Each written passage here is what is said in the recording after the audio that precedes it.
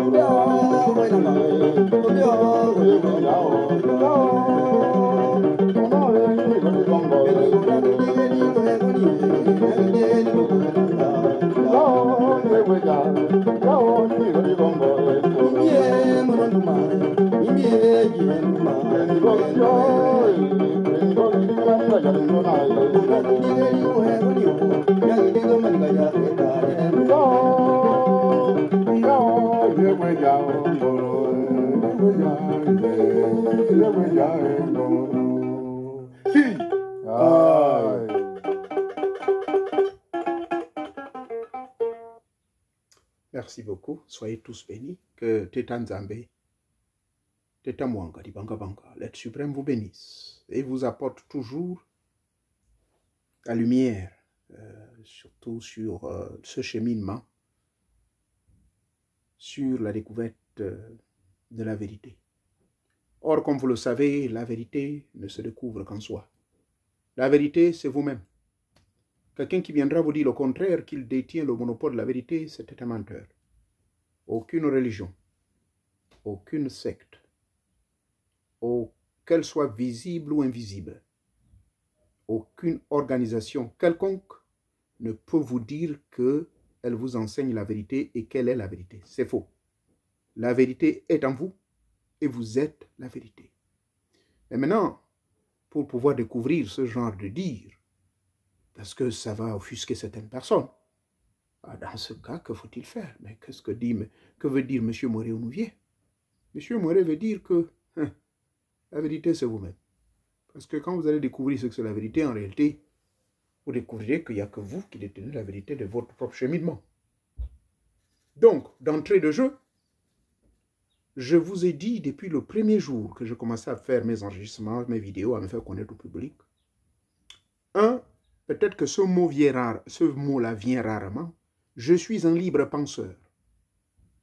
Je ne fais nullement la promotion d'aucune de mes différentes écoles ou loges ou sociétés secrètes où j'ai été initié, c'est-à-dire parmi les 28. Mais j'encourage en tant que peuple noir, en tant que fils né en Afrique, dans près de 4 incarnations passées, j'encourage donc mon peuple Afrique de s'accaparer, de prendre possession, de s'armer des connaissances sur, 1, leur rite et tradition, 2, connaître qui ils sont, l'authenticité, comme le disait M. Mobutu Sese Seko, comment il s'appelait, que Dieu ait son âme. Ce que je retiens de cet homme, il a parlé de l'authenticité. Donc cette authenticité, ici, je l'applique dans purement le domaine spirituel. Et les personnes comme nous autres, nous sommes venus avec d'autres révolutions spirituelles, intellectuelles. Et j'emprunterai l'expression d'un frère qui est Peul, qui a dit la pauvritude. Le peuple noir que nous sommes, nous souffrons de ce qu'on appelle la pauvritude. Pas la pauvreté, mais la pauvritude. La pauvritude, c'est d'exceller dans la connaissance des autres, mais être nul dans ses propres connaissances. D'exceller dans les rites et traditions des autres, connaître les religions des autres, appliquer ce que les autres font, mais d'être nul dans ses propres religions. Mais n'empêche que, étant un Dieu, créé à l'image de Dieu, faisant de nous sa ressemblance, conséquence, nous sommes une divinité active et nous reflétons le Dieu créateur, par conséquent, l'éternité est en nous. Nous avons eu accès à l'arbre de la connaissance du bien et du mal, précipitamment, nous l'avons eu, Dieu ne pourra pas nous arracher. La preuve en est que ces Elohim s'exclament là-bas dans le jardin d'Éden, dans le livre de la Genèse, chapitre 3, verset 22, en disant « Maintenant que l'homme est devenu comme l'un d'entre nous, connaissant le bien et le mal, la seule chose qui nous reste à faire, c'est de l'empêcher d'arriver à l'arbre de vie, c'est-à-dire l'arbre de l'immortalité. » Et c'est cela l'initiation. L'initiation donc nous permet d'arriver à cet arbre de l'immortalité. Les initiations au cours de nos incubations incarnatoires, c'est que j'ai toujours utilisé cette expression, je suis le seul à l'avoir utilisée et je ne veux pas que d'autres personnes viennent l'utiliser bêtement. Je parle, ce sont mes expériences propres à moi, qui datent de 48 ans, depuis 1974. D'accord? Ceci donc étant, nous, en tant qu'initiés des grands mystères, nous encourageons les gens aussi de toucher à d'autres connaissances. C'est ainsi que j'ai mis à la disposition du peuple des librairies. Et parmi ces librairies, je vous ai toujours cité une librairie en ligne, celle par un diffuseur des enseignements, pour ne pas dire des connaissances pratiques laissées par M. Messager, que Dieu ait son âme. Monsieur Messager est cet homme qui aujourd'hui, son âme se repose en paix et dans d'autres plans, qui en fait était l'auteur de ce livre. Le livre, je vous informe que il a été modifié parce que le livre original que moi je détiens, je crois que je l'ai là, de 1972 que mon grand-père m'a montré, et celui-ci, il est de 1978. Et il y a également des éditions, je crois, de 2000. Il y a eu des petites modifications. Mais pourquoi cela? Lorsque le vieux Messager était vivant, pour ceux qui ne le savent pas, parce que ce livre, je l'encourage pour la plupart des chercheurs, ce livre n'appartient à aucune fraternité quelconque. Soit-elle appelée la fraternité universelle blanche, c'est faux. Mais quiconque se branche à appliquer les véritables rites initiatiques, indépendamment de toute influence sectaire, religieuse ou de loge ou quoi que ce soit, j'appelle cela libre penseur. Un mot que j'utilise rarement, mais en réalité c'est ce que je suis. Je suis un libre penseur, voilà pourquoi j'insiste beaucoup sur le syncrétisme. Parce que le syncrétisme, c'est cette sélection naturelle que vous faites pour prendre ce qui est bon, qui peut vous servir, qui peut servir aux autres. Donc, en tant que libre penseur, vous n'appartenez à aucune force égrégorique quelconque. La fraternité universelle blanche n'est pas auteur de ce livre. Ce livre appartient à Monsieur Messager, celui qui a de sa main coulé de l'encre, écrit ce qui est là-dedans. Et Moriasson était à ses côtés. Respect pour ce monsieur. Après donc le départ et la transition de Monsieur Messager, Moriasson a continué à diffuser ses livres. D'accord? Cela est clair. Monsieur Messager n'était pas un membre d'une fraternité universelle blanche. Non. Par contre, j'ai lu ce livre depuis 1976. Je le pratique depuis 1978. D'accord? Depuis 1978, j'ai pratiqué tout ce qui est dedans. Et je vais vous expliquer les étapes qu'il faut pour pratiquer ces livres. Mais avant cela, retenons qu'il y a eu des petites modifications. Par exemple, le premier rite, le rite de la croix des éléments. Ce rite de la croix des éléments, où on vous demande de vous présenter à chaque point cardinal en commençant par l'Est, et vous tournez et vous reviendrez vers l'Est. C'est un rite qu'on appelle le rite de renvoi. Ce rite de renvoi, jusqu'à aujourd'hui, vous allez lire le livre plusieurs fois, je rigole, parce que moi, j'ai connu Monsieur Messager de son vivant.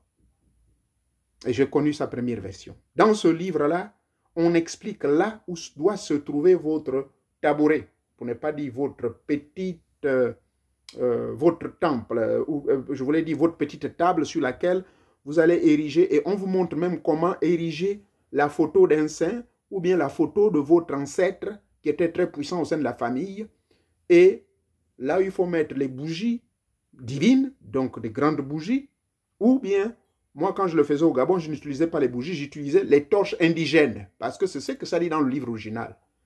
Et pour ceux qui ne le savent pas, les rites qui sont dans ce livre n'ont rien à voir avec des rites qui sont des écoles occidentales des Blancs. Tout ceci vient de loin. Je dirais avant même l'Égypte antique. Parce que ces rites qu'on retrouve ici sont des rites de M. Moussabou. Nous, on l'appelle Moussabou chez nous au Gabon, mais les Arabes l'appelaient Moucha. Et en langue égyptienne, on l'appelle Moshe. Moshe, qui était bien sûr noir, c'est lui qui est l'auteur de tout ce qu'il a là-dedans. Mais tout a été modifié, rattrapé, et à chaque siècle, les choses ont été ajoutées. Mais les rites tels qu'ils sont, quand je les compare avec les vieux grimoires qui datent du 6e siècle, et également des grimoires qui ont été écrits par M. Balsamo vers les années 1953, et je compare avec également les grimoires qui ont été écrits par le docteur Faria, qui était grand hypnotiseur, médecin, psychiatre, psychologue, médecin également, chirurgien, faisait la chirurgie, il opérait les cerveaux des gens, mais qui était un grand mage. Il a reçu des gros diplômes. Il est indien d'origine, docteur Faria. Il a écrit également, et tout cela est avec moi ici. C'est des livres de haute magie sorcière indienne, de la haute magie cérémoniale, appelons-le ainsi. Juste pour vous dire que ce livre, n'importe quel libre penseur, n'importe qui, que vous soyez chrétien, que vous soyez musulman, peut tranquillement pratiquer ce qu'il a dedans. Mais malheureusement, il y a 5 choses. 5 choses